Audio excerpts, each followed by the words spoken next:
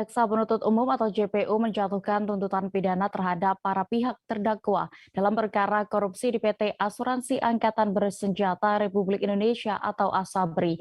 Pembacaan tuntutan ini dibacakan dalam sidang lanjutan di Pengadilan Tindak Pidana Korupsi pada Pengadilan Negeri Jakarta Pusat Senin 6 Desember kemarin. Dalam tuntutannya, jaksa menyatakan seluruh secara sah dan meyakinkan bersalah melakukan tindak pidana korupsi sebagaimana dakwaan pertama.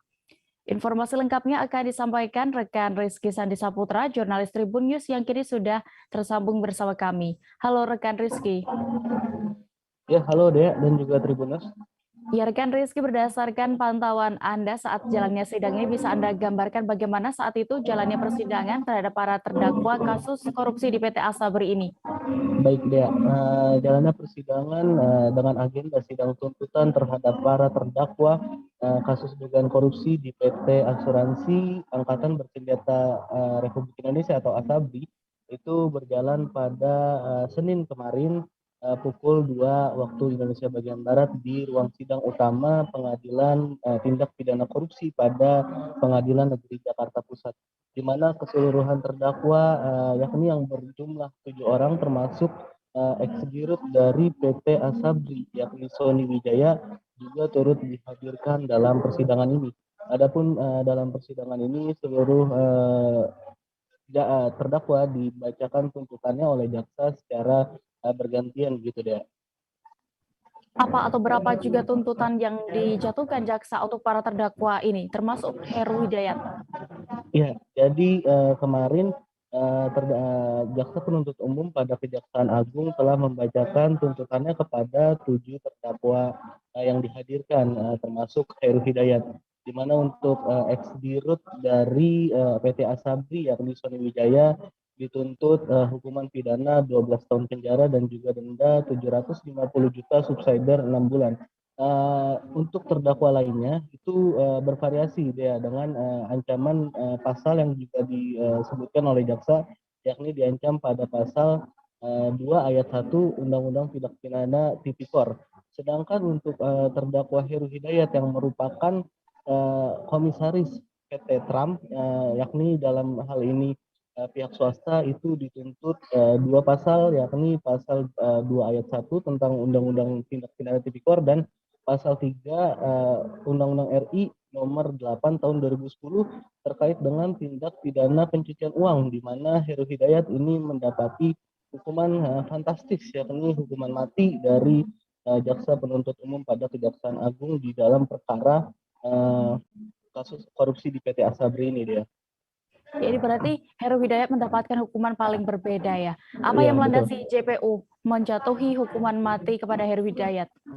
Ya, jadi dalam pertimbangannya JPU menyatakan kalau kerugian yang dialami oleh negara akibat dari sikap atau perbuatan yang dilakukan oleh Heru Hidayat sudah tidak dapat ditoleransi, karena dari kasus dugaan korupsi ini Heru Hidayat dinilai atau dinyatakan merugikan negara sebesar 12 triliun lebih gitu dari kasus Asabri. Sedangkan Heru Hidayat juga termasuk terpidana pada kasus korupsi lainnya, yakni di PT Asuransi Jiwasraya, di mana di PT Asuransi Jiwasraya Heru Hidayat dikatakan merugikan negara itu dengan keuntungan yang dinikmatinya yakni senilai 16 triliun rupiah. Dan pada kasus Jiwasraya sendiri, Heru Hidayat ini sudah divonis dengan hukuman seumur hidup begitu. Dan berarti dengan begitu ini juga merupakan janji dari Jaksa Agung yakni ST Burhanuddin bahwa jika ada terdakwa yang mengalami atau menjalani hukuman dengan pengulangan korupsi itu akan dijatuhi hukuman mati, dan hal itu juga diterapkan oleh kejaksaan kepada Heru Hidayat begitu dia. Ya, lalu apa yang disampaikan terdakwa Heru dan juga kuasa hukumnya ini atas tuntutan mati yang dijatuhkan oleh JPU, rekan Rizky? Ya baik, kemarin Heru Hidayat setelah menjalani persidangan, awak media mencoba untuk menghampiri gitu untuk menanyakan bagaimana tanggapan dia atas hukuman mati yang dijatuhkan oleh pihak jaksa penuntut umum, namun dirinya bungkam, tidak mau berbicara satupun atas tuntutan tersebut. Melainkan di sisi lain akhirnya tim rekan media maksud saya mendekati tim kuasa hukum Heru Hidayat, yakni Kresna Hutauruk, yang menyatakan kalau hukuman atau tuntutan yang dijatuhkan oleh jaksa penuntut umum kepada kliennya ini sangat berlebihan atau bahkan menyeleweng gitu. Karena dakwaan yang dijatuhkan oleh jaksa penuntut umum dalam perkara ini itu pada pasal 2 ayat 1 Undang-Undang Tindak Pidana Tipikor. Sedangkan yang mengatur untuk hukuman mati itu adanya di pasal 2 ayat 2 Undang-Undang Tipikor, dan ini tidak ada di dakwaan. Si Kresna menyatakan kalau ini sudah tidak sesuai dengan dakwaan dan ini menyeleweng begitu ya.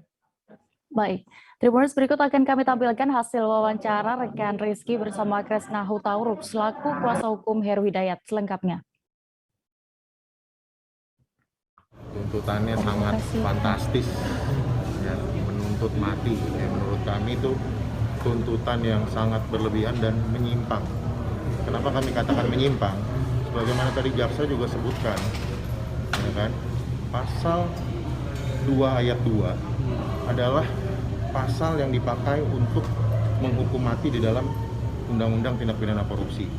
Sedangkan tadi teman-teman juga bisa mendengar di dalam dakwaan Bapak Heru Hidayat, jaksa itu mendakwa Pak Heru pasal 2 ayat 1 dan pasal 3 Undang-Undang Tipikor serta pasal 3 dan pasal 4 Undang-Undang Tindak Pidana Pencucian Uang.